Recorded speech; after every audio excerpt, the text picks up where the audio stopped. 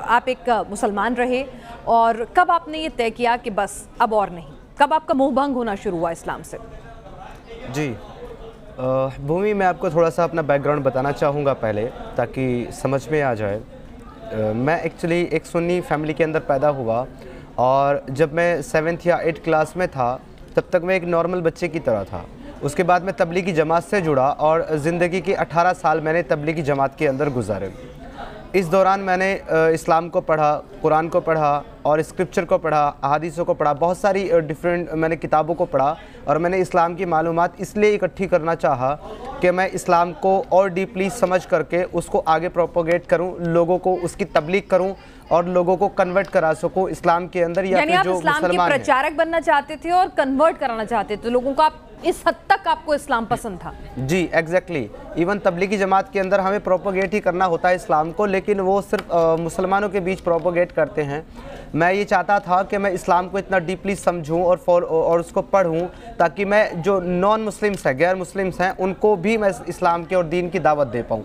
इसके लिए मैंने किताबों का मुताला किया, लेकिन पढ़ते पढ़ते फिर मुझे चीज़ें समझ में आने लगी कि बहुत सारे कॉन्ट्रडिक्शंस हैं, बहुत सारी चीज़ें ऐसी हैं जो ह्यूमैनिटी के ख़िलाफ़ हैं, बहुत सारी ऐसी चीज़ें हैं जो आज के हमारे समाज के साथ मेल नहीं खाती। और किताब को पढ़ते पढ़ते मुझे समझ में आया कि ये किसी खालिक के कायनात की तरफ से नहीं हो सकता जो लोगों को दो हिस्सों में बांटता है, एक मुस्लिम्स और एक नॉन मुस्लिम्स। और इसी के ऊपर मेरे कॉन्ट्रडिक्शन इकट्ठे होते गए, और फिर उसके बाद मैंने इसके लिए जो है छानबीन की। मैंने दीन के जो आलिम हैं, मौलाना मुफ्ती हैं, उनसे मैंने कांटेक्ट किया, अपने सवालों के जवाब तलब किए। जब मुझे कोई जवाब नहीं मिले और मैं श्योर हो गया कि ये इसी तरीके से है जिस तरीके से मैंने पढ़ा और समझा है, तब जाकर के मैंने इस्लाम को छोड़ दिया 2018 में।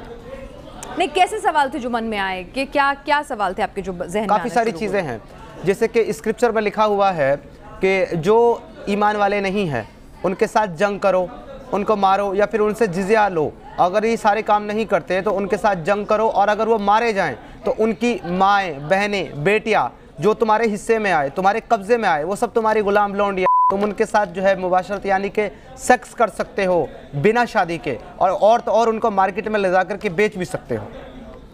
तो ये तमाम चीज़ें आपने पूछी। मुझे लगा कि एक ऐसा खुदा जिसने सारी दुनिया को बनाया है और जो सारी दुनिया का खालिक है, वो क्यों अपनी एक ख़ास बंदों को ये हुक्म करेगा कि तुम मेरे दूसरे बंदों के साथ जंग करो और उनकी माँ, बहन, बेटियों के साथ तुम ऐसा करो। सब लिखा हुआ है, आप कह रहे हैं? एग्जैक्टली, मैं हवाला दे रहा हूँ। सूरह अल-मोमिनून सूरह नंबर 23 आया नंबर 5 और 6 के अंदर क्लियरली मेंशन है कि खुद कुरान और खुद स्क्रिप्चर इसको अलाउ कर रहा है कि आप दूसरे की माँ, बहन, बेटियों को बंधक बनाकर उनको सेक्स स्लेव बना सकते हो और उनके साथ बिना शादी, बिना निकाह के आप मुबाशरत कर सकते हो, और इसमें कुछ भी गलत नहीं है।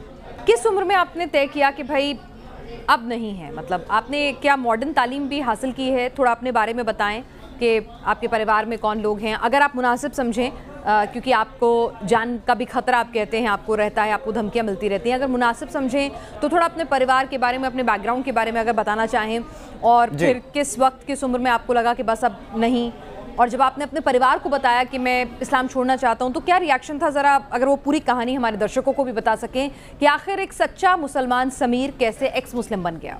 जी, मैं इन शॉर्ट बताना चाहूँगा आपको। देखिए, जैसे कि मैंने बताया कि मैं एक सुन्नी परिवार के अंदर पैदा हुआ। मेरी जो फैमिली है वो बहुत ज़्यादा ह्यूमनिस्ट और रैशनल टाइप की फैमिली है, बहुत ज़्यादा इंटू नहीं है मज़हब या दीन के अंदर, लेकिन बहुत ज़्यादा रैशनल लोग हैं। मेरी फैमिली ने कभी मुझे फोर्स नहीं किया दीन को ज़्यादा फॉलो करने के लिए, ये सब करने के लिए। मेरी अपनी खुशी से मैं तबलीगी जमात में, हाँ स्टार्ट में मुझे इन्फ्लुएंस किया गया तबलीगी जमात के द्वारा कि मैं जाऊँ, उससे जुड़ूँ, और जब मैं जुड़ा तो मैंने अपनी खुशी से मैं दीन के अंदर इंटू हुआ, और इतना ज़्यादा इंटू हुआ कि मैं अपने घर वालों को परेशान करता था कि आप टीवी नहीं देख सकते, आप बिना दुपट्टा आप घर में भी नहीं रह सकते, आप दरवाजे पे नहीं जा सकते। घर की जो वूमन थी मैं उनको परेशान करता था, घर की चीज़ें तोड़ देना, टीवी तोड़ देना, कोई मोबाइल में मूवी देख रहा है, गाना सुन रहा है, उसको तोड़ देना। इतना ज़्यादा एक नेक्स्ट लेवल का मैं मोमिन था कि मेरे सामने कोई मूवी नहीं देख सकता, टीवी नहीं चला सकता, रेडियो नहीं सुन सकता, गाने नहीं सुन सकता। इसके अलावा जो दो लोग मेरे कांटेक्ट में थे, हालांकि मुझे इसका आज तक अफसोस होता है कि दो नॉन मुस्लिम लोग मेरे कांटेक्ट में थे, मेरे फ्रेंड्स थे, उनको मैंने दीन की दावत दी और उनको मैंने नॉन मुस्लिम यानी कि सनातन से इस्लाम में कन्वर्ट भी किया था। इस लेवल पे मैं प्रोपोगेट करता था तबलीगी जमात में रह करके इस्लाम को। लेकिन जब मैं 7th क्लास में था और मैं तबलीगी जमात से जुड़ा तो वहाँ से सब कुछ ठीक चल रहा था 2014 तक, जबकि मुझे तकरीबन 14 साल तबलीगी जमात में जुड़े हुए हो चुके थे। तो वहाँ तक सब ठीक चल रहा था। उसके बाद एतराज़ात आने शुरू हो गए मेरे सामने। जब मैंने आगे एक्स्ट्रा पढ़ना शुरू किया और किताबों को मैंने पढ़ा तो ये सारे एतराज़, ये सारी चीज़ें हमारे सामने आनी शुरू हो गई। क्योंकि तबलीगी जमात में कोई भी आज तक मुझे ऐसा आदमी नहीं मिला जो लोगों को ये बताता हो कि ये जो सेक्स स्लेव हैं ये एक्चुअली घर का काम करने के लिए नहीं है, बल्कि ये इस काम के लिए है कि उनको सेक्सुअली अब्यूज़ किया जाएगा, हैरेस किया जाएगा, उनको इस तरीके से इस्तेमाल किया जाएगा। हमेशा हर एक तबलीगी जमात वाला हर एक नए मुसलमान को जो उससे जुड़ता है यही बताता है कि ये यानी कि ये नौकर हैं, ये घर की काम करने वाली नौकरानियाँ जैसे कि हमारे घर में होती हैं, उसी तरीके से प्रेजेंट किया जाता है। बट जब मैंने ये चीज़ें पढ़ी अपने बिहाफ से और मैंने रिसर्च किया था, मुझे पता चला कि एक्चुअली ये है क्या। और मुझे बड़ा अफसोस हुआ कि एक ऐसा दीन, एक ऐसा मज़हब जो अपने आप को अमन की बात करता है, जो कहता है कि वो वुमन को इक्वली राइट्स देता है और वो उनकी इज्जत करता है, ये इस तरीके से इज्जत करता है उनकी कि उनको एक इस्तेमाल की चीज़ बनाकर। ये सारे सवाल लेकर के और भी बहुत सारे 100 बहुत सारे एतराज़ात थे जिनको लेकर के मैं इन उलमा और इन मुफ्तियों के पास गया, बट किसी ने भी मेरे सवालों का सेटिस्फाइड जवाब नहीं दिया। और जब 2018 आ गया, 4 साल में इसी कश्मकश में रहा कि ये है क्या। 2018 आने के बाद मैंने डिसाइड कर लिया कि मेरे सवालों के जवाब नहीं मिलने वाले, तो मैंने इस्लाम को छोड़ दिया। जो आपको गलतियां लगती हैं, जो चीज़ें आपको गलत लगती हैं, उनको आपको एजुकेट करना चाहते हैं। समीर, ये बताइए कि जब आपने एक्स मुस्लिम बनने का फैसला अपने परिवार को बताया तो जाहिर सी बात है उनको शौक लगा होगा। मुझे ये अजीब लग रहा है कि एक शख्स जो इतना कट्टरपंथ की तरफ अग्रसर हो चुका था, इस कदर वो दीन को मानने लगा था, वो अचानक से एक्स मुस्लिम बनने का फैसला ले लेगा। तो जब परिवार को बताया तो क्या हुआ, किस तरह का रिएक्शन था? उन्होंने समझाने बुझाने की कोशिश की, घर से निकाल दिया, अलग कर दिया, क्या हुआ आपके साथ? और कौन कौन था परिवार ने? किसी ने अभी रिश्ते रखे हुए हैं या आपको सबने अलग कर दिया? जी, अभी जैसे कि आपने कहा है कि अचानक से एक बदल गया, तो मैं इस बात से आपको बता देना चाहता हूं कि मैं अचानक से नहीं बदला हूं। कोई भी इंसान जो अपने दीन या अपने मज़हब के अंदर इतना ज़्यादा इंटू हो, वो अचानक से एक दिन में नहीं निकल सकता कि वो रात को मुस्लिम सोए और सुबह एक्स मुस्लिम उठे। ऐसा नहीं होता है, एक बहुत लॉन्ग पीरियड होता है। मेरे साथ भी ये लॉन्ग पीरियड जो है तकरीबन 4 से 5 साल का रहा है। 4 से 5 साल मैं इसी की रिसर्च करता रहा कि आखिर कहीं मैं गलत तो नहीं समझ रहा हूँ, कहीं ये ऐसा ना हो जैसा मुझे समझ में आ रहा है। मैं इस पर रिसर्च करता रहा और एट द एंड जब मुझे समझ में आ गया कि एग्जैक्टली ये ऐसा ही है जैसा मैंने पढ़ा और समझा है, तब जाकर के मैंने इस्लाम को बड़ी ही मायूसी के साथ छोड़ा, स्टॉप कर दिया फॉलो करना। तो जब मैंने इसको स्टॉप किया तो मैं मेरे घर वालों के साथ आर्ग्यूमेंट करता था, उनको बताता था कि ये चीज़ें इस्लाम के अंदर है, ये मुझे सही नहीं लगती, इसका जवाब मुझे लोग नहीं दे रहे हैं। इसलिए मैंने नमाज़ें पढ़ना, सबसे पहले मैंने नमाज़ें पढ़ना बंद किया, फिर मैंने रोज़े रखना बंद कर दिया, तबलीगी जमात में जाना बंद कर दिया। तो तबलीगी जमात के जो मेरे साथी थे वो मेरे पास आते थे कि आप नमाज में नहीं आते, आप तबलीग में नहीं जाते, क्या मसला है? मैं उनको मेरे सवाल देता था कि मेरे ये सवाल हैं, इनका आप जवाब दे दें, मैं चलूँगा, मैं नमाज़ पढ़ूंगा, मैं तबलीग में चलूँगा, मैं तैयार हूँ, मुझे कोई प्रॉब्लम नहीं, बट मेरे जो एतराज़ है उनका जवाब दें। तो मेरे घर वालों को ये पता था, लेकिन किसी को भी ये नहीं पता था कि मैंने कन्फर्म इस्लाम को छोड़ दिया है। धमकियाँ मिली, इशारों में कहा? जी, इवन मेरी फैमिली के ऊपर मेरे कुछ रिश्तेदारों ने इस तरह की बात की कि आपको इसको मार देना चाहिए क्योंकि इस तरह की बात कर रहा है दीन के खिलाफ। तो मेरे फैमिली वालों ने ये कहा कि आप इसको और ये कहा कि अगर आप नहीं मार सकते तो हमें सौंप दें, हम मार देंगे इसको। तो उन्होंने, मेरी फैमिली ने कहा कि आप बिल्कुल मार सकते हैं, लेकिन फिर बचेंगे भी आप भी नहीं, क्योंकि ये नेशनल लेवल पे इसका केस अभी जा चुका है। तो इस वजह से मेरी फैमिली वालों ने मुझे बोला कि आप घर छोड़ दें, और एट द एंड मुझे मेरा घर छोड़ना पड़ा। आज की डेट में मैं अकेला रहता हूँ। समीर, कभी लगता है कि बहुत बड़ी कीमत चुकानी पड़ी, अपने माँ बाप, भाई बहन, सब रिश्ते नाते छोड़ने पड़ गए इस्लाम छोड़ते के साथ ही? देखिए भूमि मैम, ज़िंदगी में अगर आप कुछ ऐसा काम करते हो जो कि एक बहुत बड़ी मेजॉरिटी के ख़िलाफ़ होता है, तो आपको डेफिनेटली सेक्रीफाइस करने पड़ते हैं। और ये इतिहास गवाह है इस चीज़ के लिए कि जब जब लोगों ने एक गलत चीज़ के ख़िलाफ़ आवाज़ उठाई है या सच का साथ दिया है, तो उनको शुरू में बहुत ज़्यादा परेशानी हुई है, लेकिन सच प्रताड़ित तो किया जा सकता है पर पराजित नहीं किया जा सकता। समीर, कई लोग ये भी कहते हैं कि आप जो हैं, आपने कहीं ना कहीं कुछ लोग कहते हैं कि जो ये एक्स मुस्लिम का कॉन्सेप्ट है ना, ये इस्लाम को बदनाम करने का प्रोपेगेंडा है, इस्लाम को ख़राब साबित करने का प्रोपेगेंडा है, और आप लोगों को बाकायदा फंडिंग होती है, लोग आपको सपोर्ट करते हैं, ऑर्गेनाइजेशन है, अमेरिका से लेके जर्मनी, रूस, सब जगह ऑर्गेनाइजेशन हैं और ये पूरा नेटवर्क काम कर रहा है। ये आरोप भी लगते हैं। लोग कुछ भी सोच सकते हैं, कुछ भी कह सकते हैं, पर मैं नहीं समझता कि एक इतना इंटू इस मुस्लिम जो दीन के अंदर इतना इंटू हो कि वो दूसरे लोगों को इस्लाम में कन्वर्ट करा रहा हो, वो सिर्फ पैसे के लिए या दुनिया की किसी भी चीज़ के लिए इस्लाम को छोड़ सकता है या इस तरीके का एजेंडा चला सकता है। क्योंकि एक आम मुसलमान जिसको दीन के बारे में कुछ भी नहीं पता, अगर उसके दीन के ऊपर आप उंगली उठाते हैं या उसके मज़हब पे आप उंगली उठाते हैं तो वो मरने और मारने के लिए तैयार हो जाता है। फिर मुझ जैसा एक मुस्लिम जो इतना डीपली और एक सबसे ज़्यादा जो मतलब दीन को फॉलो करने में सबसे कट्टर जो एक तबका है तबलीगी जमात, उससे ताल्लुक़ रखने वाला इंसान किसी प्रोपोगेंडा का शिकार नहीं हो सकता। मेरी अपनी स्टडी है, मेरी अपनी रिसर्च है, और मैं जो भी बात करता हूँ, जैसे कि आपने कहा कि इस्लाम को बदनाम करने के लिए ये सब प्रोपोगेंडा चलाया जा रहा है, तो अगर मैं ये कहूँ कि स्क्रिप्चर के अंदर ये लिखा हुआ है और मैं पढ़ के बता रहा हूँ स्क्रीन पर रखकर उसको, और मैं ये कहूँ कि इस्लाम की किताबों में ये लिखा हुआ और ये यहाँ लिखा हुआ है, विद रेफरेंस मैं बात कर रहा हूँ, आप चेक कर सकते हैं, तो इससे इस्लाम किस तरीके से बदनाम हो सकता है? अगर वो चीज़ बताने से इस्लाम बदनाम होता है जो इस्लाम के स्क्रिप्चर में लिखी है, इसका मतलब तो बिल्कुल क्लियर है कि इस्लाम में प्रॉब्लम है, इस्लाम के स्क्रिप्चर में प्रॉब्लम है जिससे वो बदनाम हो रहा है। मैं अपनी तरफ से कोई वर्ड ऐड नहीं करता। अपनी तरफ से कुछ सवाल हैं आपके, आप कहते हैं, तो मैं आपसे कहूंगी कि न्यूज़ नेशन के माध्यम से, हमारे इस प्लेटफॉर्म के माध्यम से ज़रा वो सवाल तो आप उठाएं जिनके बनस्बत आपको इस्लाम जो है उसमें कमियां नज़र आती हैं। कुछ सवाल आप कह रहे हैं जब आपके सवालों के जवाब नहीं मिले, जब आपको इस्लाम इंसानियत के खिलाफ जाता हुआ, महिलाओं के खिलाफ जाता हुआ नज़र आया, तो आपने इस्लाम छोड़ने का फैसला किया। तो ऐसे वो कौन से सवालात हैं, अगर आप 4, 5, 6 जितने भी आपके मन के सवालात हैं, अगर आप यहाँ रखना चाहें, जिनके जवाब आप तलाशना चाहते हैं और कहते हैं कि अगर उनके जवाब मिल गए तो इस्लाम आप वापस कबूल लेंगे। हम भी कहते हैं कि शायद ये सवाल आपके सुनकर अगर कोई भी स्कॉलर जवाब देना चाहेगा तो उसको सामने आमने आप बैठाकर हम आप दोनों को बहस कराएंगे।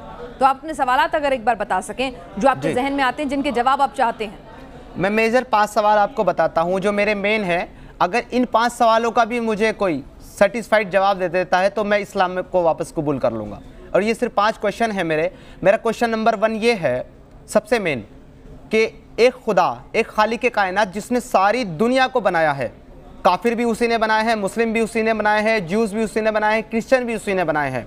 वो अपनी किताब के अंदर ये कहता है कि सूरह यूनुस सूरह नंबर 10 आया नंबर 99, वो कहता है कि अगर अल्लाह चाहे तो सारी दुनिया को ईमान में दाखिल कर दे, तो क्या आप अब भी उन्हें मजबूर करेंगे कि वो ज़रूर ईमान ले आए? तो यहाँ पे क्लियर बता रहा है कि अल्लाह नहीं चाहता कि सारी दुनिया ईमान में दाखिल हो जाए। अगर वो ऐसा चाहता तो सारी दुनिया ईमान ले आती। फिर अगली आयत यानी कि 100 में कहता है कि और किसी के लिए भी ये मुमकिन ही नहीं है, पॉसिबल ही नहीं है कि वो ईमान ले आए बिना मेरी मर्जी के।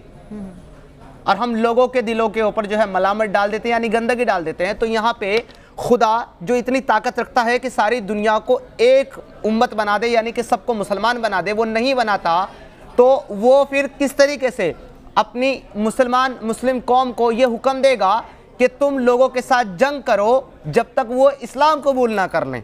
ये अपने आप में कॉन्ट्रडिक्शन नहीं लगता आपको? तो ये कुरान के अंदर, मेरा पहला सवाल ये है कि कुरान के अंदर इतना कॉन्ट्रडिक्शन क्यों है? एक जगह कहता है कि लकुम दीनुकुम वलिया दीन, कि तुम अपने दीन पर, मैं अपने दीन पर। दूसरी जगह कहता है इन्नल्लाह दीनुल्लाहिल इस्लाम, यानी कि सिर्फ इस्लाम ही दीन है। तो अब कहाँ जाएगा? जो अपने दीन पर है उसका भी दीन इस्लाम, जो मेरे दीन पर है उसका भी दीन इस्लाम, तो दोनों का आना वही है। Contradiction again. ठीक है, दूसरा सवाल। नंबर 2 सवाल मेरा ये है कि जो हमारे मुस्लिम भाई मानते हैं कि हज़रत मोहम्मद मुस्तफ़ा साहब जो है अल्लाह के रसूल हैं, कुरान स्क्रिप्चर पूरी किताब के अंदर 6336 आयतों के अंदर कहीं भी क्लियरली ये नहीं कहता कि मोहम्मद अल्लाह के रसूल हैं जिन पर कुरान नाजिल किया गया। पूरी किताब में कहीं नहीं कहता, लेकिन लोगों का ईमान है, लोगों का यकीन है। अब ये ईमान और ये यकीन कहाँ से है जब आप साबित नहीं कर सकते कि मोहम्मद अल्लाह के रसूल हैं? अगर कोई ये साबित कर दे मुझे स्क्रिप्चर से कि मोहम्मद अल्लाह के रसूल हैं तो मैं इस्लाम कबूल कर लूँगा। तो मेरा क्वेश्चन नंबर 3 ये है कि जब आप ये कहते हैं कि इस्लाम के अंदर वुमेन्स को, औरतों को बराबरी का हिस्सा दिया जाता है, उनको इज्जत दी जाती है, उनके पैरों के नीचे जन्नत है, ऐसा बताया जाता है, तो वही कुरान ये क्यों कहता है और वही किताब, वही इस्लाम ये क्यों कहता है कि मोहम्मद साहब ने कहा कि मैंने सबसे ज़्यादा जहन्नम में औरतों को देखा, और इसलिए जहन्नम में जाएंगी क्योंकि ये कम अकल हैं, इनके अंदर आधा दिमाग है और इनको पीरियड्स आते हैं, इनको पीरियड्स आते हैं मंथली, इसलिए जहन्नम में जाएंगी। तो जो चीज़ खुद उनको खुदा ने दी है, जो अल्लाह ने दी है उनको चीज़ें, वो उसकी वजह से जहन्नम में डाल दी जाएंगी। तो इतना ज़्यादा जो है उनको दबाता क्यों है इस्लाम? उनको कहता है कि औरतों की अकल आधी, औरतों का जायदाद में हिस्सा आधा, औरतों को अमीर ना बनाओ। जिस कंट्री, जिस मुल्क और जिस जगह की बादशाह, रूलर एक वुमन होगी वो तबाह और बर्बाद हो जाएगा। ये सारी बातें आपको स्क्रिप्चर के अंदर मिलेगी। और फिर कहते हैं कि हमने वुमन को बराबर का हिस्सा दिया है और उसको इज्जत दी है। क्वेश्चन नंबर 4 मेरा, और ये बहुत इंपॉर्टेंट क्वेश्चन है जो मैं रख रहा हूँ। मेरा क्वेश्चन नंबर 4 ये है कि कुरान के अंदर, पूरी किताब के अंदर, जबकि ये क्लेम किया जाता है कि कुरान जो है वो खुदा का कलाम है, उसकी किताब है, उसकी बात है, पूरी कुरान के अंदर अल्लाह कहीं भी फर्स्ट पर्सन तो छोड़िए, सेकंड पर्सन भी नहीं है, बल्कि थर्ड पर्सन है। वो कहता है अल्हम्दुलिल्लाहि रब्बिल आलमीन, यानी कि तमाम तारीफ सिर्फ अल्लाह के लिए है। जब अल्लाह ही का कलाम है, वही कलाम कर रहा है, तो ये कौन से अल्लाह की बात कर रहा है वो, कि सब तारीफ उसके लिए है। और वो आगे कहता है अल्हम्दुलिल्लाहि रब्बिल आलमीन और रहमानिर रहीम मालिक यौमिद्दीन इय्याका नअबुदु व इय्याका नस्तईन, यानी कि तू मुझे सीधे रास्ते पर चला, उनके रास्ते पर जिनको तूने कामयाब किया, ना कि उनके रास्ते पर जिनको तूने बर्बाद किया या गुमराह किया। ये कौन सा अल्लाह है जो खुद दूसरे अल्लाह से दुआ कर रहा है कि तू मुझे सीधे रास्ते पर चला? तो यहाँ पर अल्लाह थर्ड पर्सन है। अल्लाहु ला इलाहा इल्ला हुवल हय्युल कय्यूम, कि अल्लाह के सिवा कोई माबूद नहीं है। अब ये कौन सा खुदा है जो खुद अपनी बात कर रहा है अपनी ही किताब के अंदर? पूरी किताब के अंदर अल्लाह थर्ड पर्सन है, फर्स्ट भी नहीं, सेकंड भी नहीं। पांचवा मेरा ये है, अगर कोई ये साबित कर दे कि अल्लाह फर्स्ट पर्सन है तो भी मैं, हाँ, सिर्फ 4 आयतें कुरान के अंदर ऐसी है जिनमें फर्स्ट पर्सन की तरह बात करता है, और वो भी हमारे लिए नहीं है, पुराना एक किस्सा है उसके बारे में बता रहा है कि हमने उनसे ये बात की। ठीक है, तो मेरा 5वां क्वेश्चन सबसे मेन, कि एक खुदा ने जब दुनिया के अंदर हम सबको एक इम्तिहान के तौर पे भेजा है, हमारा टेस्ट ले रहा है वो, कि कौन मेरा अच्छा बंदा है, कौन मेरी बात नहीं मानता, शैतान को फॉलो करेगा, तो जो मेरी पैरवी करेगा, मुझे मानेगा, मैं उसको जन्नत में डाल दूंगा, और जो शैतान को मानेगा उसको मैं जहन्नम में डाल दूंगा। वो अल्लाह जो ऑल नोइंग है, जिसको सब पता है, दुनिया के बनने से पहले भी और दुनिया के ख़त्म होने के बाद भी, उसको टेस्ट लेने की ज़रूरत क्या है? वो तो सब कुछ जानता है, वो क्यों टेस्ट लेना चाहता है? और टेस्ट भी लेना चाहता है तो किस चीज़ के लिए? अच्छाई और बुराई के लिए, जो खुद उसने इंसान के अंदर डाली है। वो एक इंसान का टेस्ट लेता है उसको बुराई की सलाहियत दे करके। अब उसके टेस्ट में अगर वो इंसान उस बुराई का इस्तेमाल करके एक मासूम 4, 5 या 6 साल की बच्ची का रेप करता है और उसे मार डालता है, तो उसका तो टेस्ट हो गया कि वो बुरा इंसान है, उसने शैतान को फॉलो किया, तो ये जहन्नम जाएगा। लेकिन इस टेस्ट में उस बच्ची ने जो अपनी तकलीफ़ें उठाई हैं, उसकी जो जान गई है, इसका जिम्मेदार कौन? अल्लाह उस इंसान को बुराई की सलाहियत देकर टेस्ट लेने के लिए उस बच्ची को मोहरा बनाता है।